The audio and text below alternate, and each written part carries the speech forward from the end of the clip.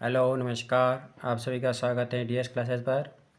कक्षा सेवंथ की विज्ञान के कुछ महत्वपूर्ण प्रश्न।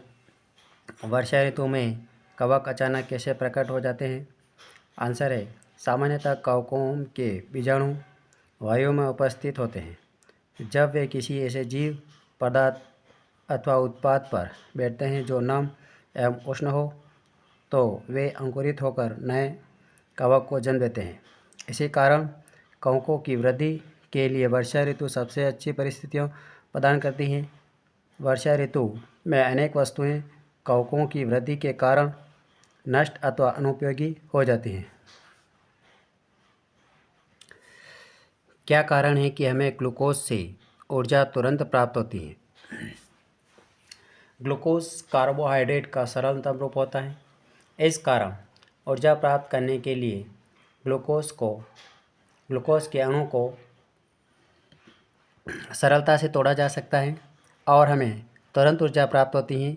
इसी कारण ग्लूकोज को त्वरित ऊर्जा दाता भी कहा जाता है। निष्कासन किसे कहते हैं? भोजन का वह भाग जिसका पाचन नहीं हो पाता है अथवा अवशोषण नहीं होता है, वह बृहदान्त्र से मलाशय में चला जाता है। मलाशय में यह अपचित पदार्थ अर्धठोस मल के रूप में रहता है।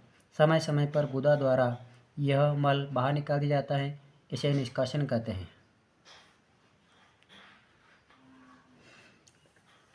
जीवन रक्षक घोल ORS क्या होता है समझिए। कभी कभी संक्रमण, खाद्य विषाक्तता अथवा अपच के कारण जल रूपी पतले मल का निष्कासन होता है। इस स्थिति में को दस्त कहते हैं। चरमावस्था में यह घातक होता है क्योंकि इसके कारण शरीर में जल एवं लवण की अत्यधिक क्षति हो जाती है। इसलिए चिकित्सक के पास जाने से पूर्व ही रोगी को उबालकर ठंडा किए हुए जल में एक चुटकी नमक एवं चीनी घोल कर पिलाना चाहिए। इसे जीवन रक्षक घोल ORS कहते हैं।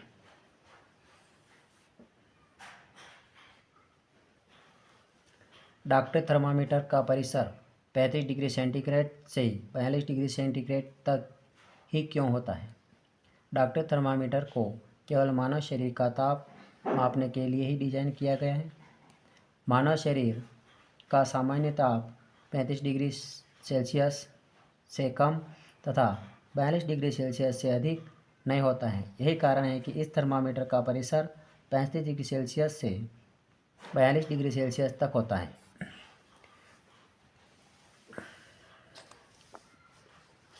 समुद्री समीर तथा जल समीर की परिभाषा लिखिए।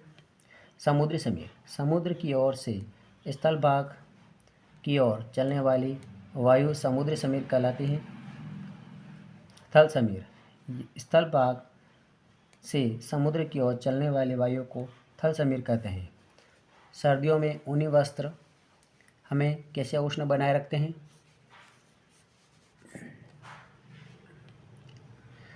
ऊन ऊष्मारोधी होता है। इसके अतिरिक्त ऊन के रेशों के बीच वायु फंसी रहती है। यह वायु हमारे शरीर की ऊष्मा को ठंडे परिवेश की ओर विकृत होने से रोकती हैं। इस कारण सर्दियों में ऊनी वस्त्र हमें उष्ण बनाए रखते हैं।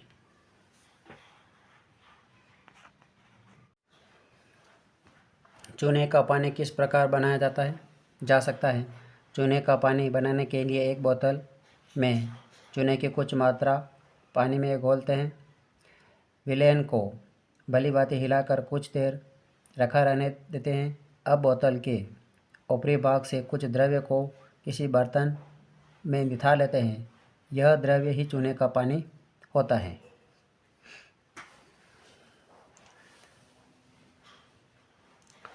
यदि हम किसी पदार्थ को चख नहीं सकते हैं तो हमें उसकी प्रकृति कैसे ज्ञात होगी?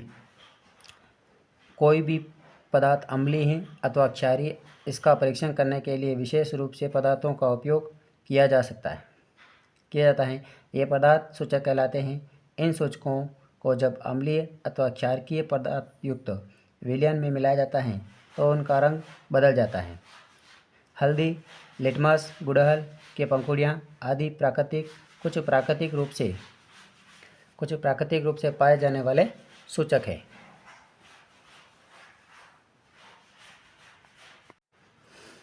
जंग लगने को समझाइए।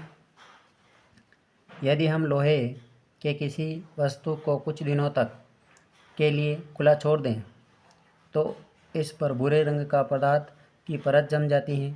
यह बुरा निक्षेप जंग कहलाता है। यह प्रक्रम जंग लगना कहलाता है। स्टेनलेस स्टील क्या है? स्टेनलेस स्टील लोहे में कार्बन और क्रोमियम, निकेल तथा जैसे मैग्नीज जैसी धातुओं को मिलाकर बनाया जाता है। इसकी यह विशेषता होती है, इसमें जंग नहीं लगता है।